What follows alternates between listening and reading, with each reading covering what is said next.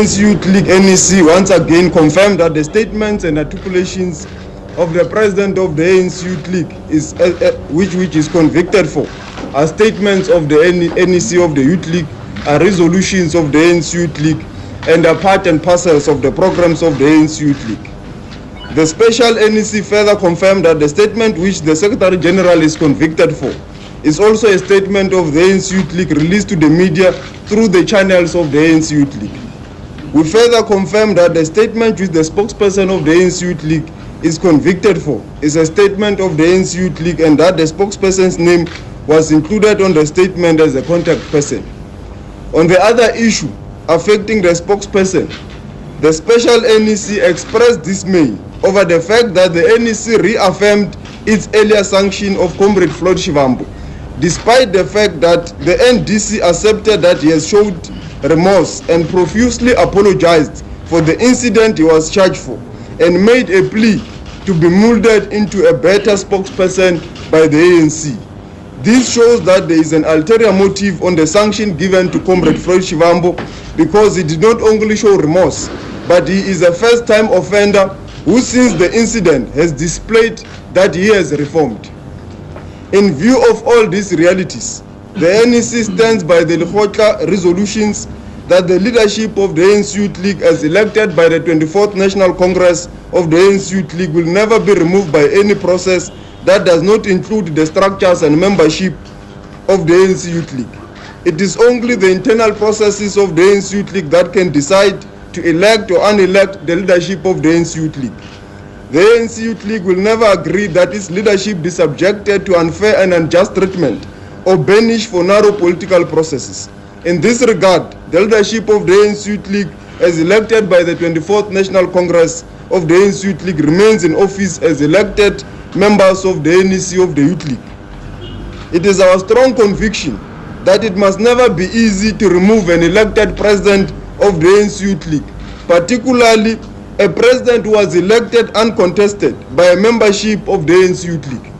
We believe that the ANC carries an obligation to educate and guide the ANC Youth League on all critical policy issues and not persecute the leadership for articulating the policy positions of the ANC Youth League. The leadership of the ANC Youth League stands guilty of articulating policy positions that the ANC has the power to disapprove.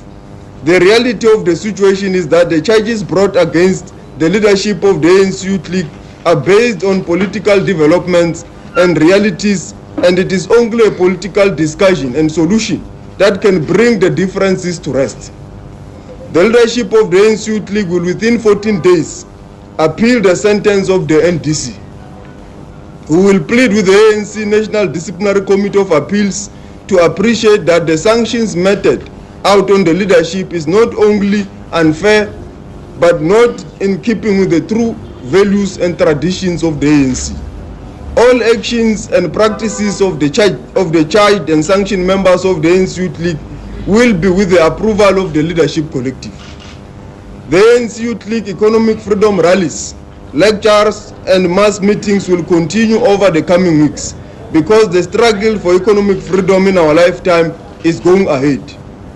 The ANC Youth League will support the mass action by the Congress of South African Trade Union, COSATU, because the call for the banning of labor brokers in our 24th National Congress is in our 24th National Congress resolution. And we believe that the roads are public goods and should not be paid for by the individuals but by the state, not daily users. We call on all young people of South Africa and all society as a whole to join COSATU in its march on Wednesday. We reject the notion that these roads are only for the rich, as the SACP has said. These roads are used by ordinary members of society. The ANC Youth League will continue to engage the leadership and structures of the ANC in the cause to find long-lasting political solution to all problems confronting the national liberation movement. We believe that at the end of the day, what binds the leadership of the ANC and the ANC Youth League together is the need to achieve the aims of the Freedom Charter.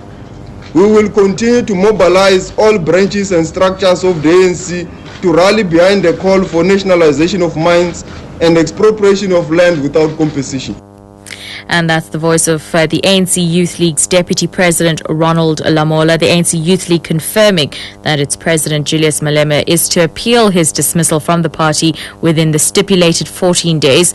The League's National Executive Committee has come out in support of Mr. Malema and two others suspended Youth League leaders, saying they cannot be removed by any process other than by League members. Still with that media briefing, let's hear from Pule Mabena. He's the Treasurer General of the ANC Youth League, and he's refuted claims in the media that he wants Julius Malema's position. There's been a lot of media speculations and rumors that have sought to suggest that I'm actively involved in activities that seek to divide and undermine the unity of this collective, as elected and mandated by the 24th National Congress to discharge a range of resolutions, including the realization of economic freedom in our lifetime.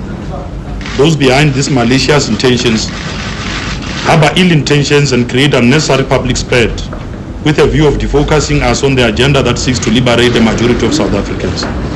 A program that our President, the Commander-in-Chief of Economic Freedom, has been leading fearlessly, will remain one and will continue to be one until the next elective Congress in 2014.